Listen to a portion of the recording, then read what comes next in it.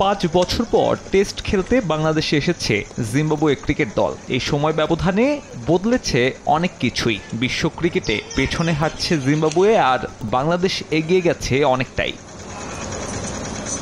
সময়ের পরিক্রমায় বদলেছে টাইগারদের শক্তিমত্তাও। একটা সময় পর্যন্ত বাংলাদেশ মানেই ছিল মন্থর উইকেট, স্পিনারদের আধিপত্য। বর্তমানে লাল সবুজের পছন্দ পেস বান্ধব উইকেট। সফররত জিম্বাবুয়ের জন্যও বিষয়টা নতুন। এবারের পিচটা ভিন্ন। আগে উইকেট অনেক মন্থর আর স্পিন বান্ধব ছিল, তবে এবার অনেক ঘাস আছে, পেস বান্ধব উইকেট দেখতে পাচ্ছি। পরিসংখ্যান দেখলে বুঝতে পারবেন অধিকাংশ পিচই সিম বান্ধব।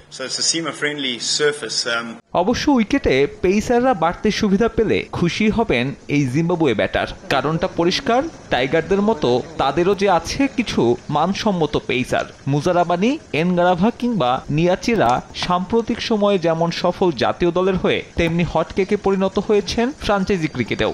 অতিথিদের আত্মবিশ্বাস যোগাচ্ছে এই পেস ইউনিট।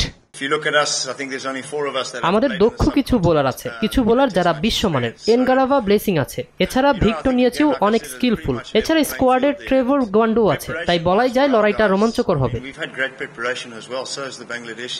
বাংলাদেশের স্কোয়াডও সাজানো হয়েছে 4 পেসার নিয়ে, যার মধ্যে সবচেয়ে আলোচিত নাহিদ রানা। উইলিয়ামস অবশ্য উড়িয়ে দিলেন নাহিদের গতির আলোচনাকে। বোলিং মেশিন দিয়েই সাজছে প্রস্তুতি। শেষ কয়েকটা বছরে যেভাবে তাদের পেস এটা গড়ে উঠেছে এবং যাদের মধ্য থেকে এখন বাছাই করতে হয় তা দুর্দান্ত, এবং তোমাদের এই পরিবর্তনটা দেখে আমি খুব খুশি। তবে এখন বিশ্বে অনেকেই বেশি গতিতে বল করে, শুধু একজন না। আমরা প্রস্তুত। বৃষ্টি বাগড়া না থাকায় এদিন সিলেটে পূর্ণ প্রস্তুতি নিয়েছে জিম্বাবুয়ে। সাব্বির মিথুন, সময় সংবাদ।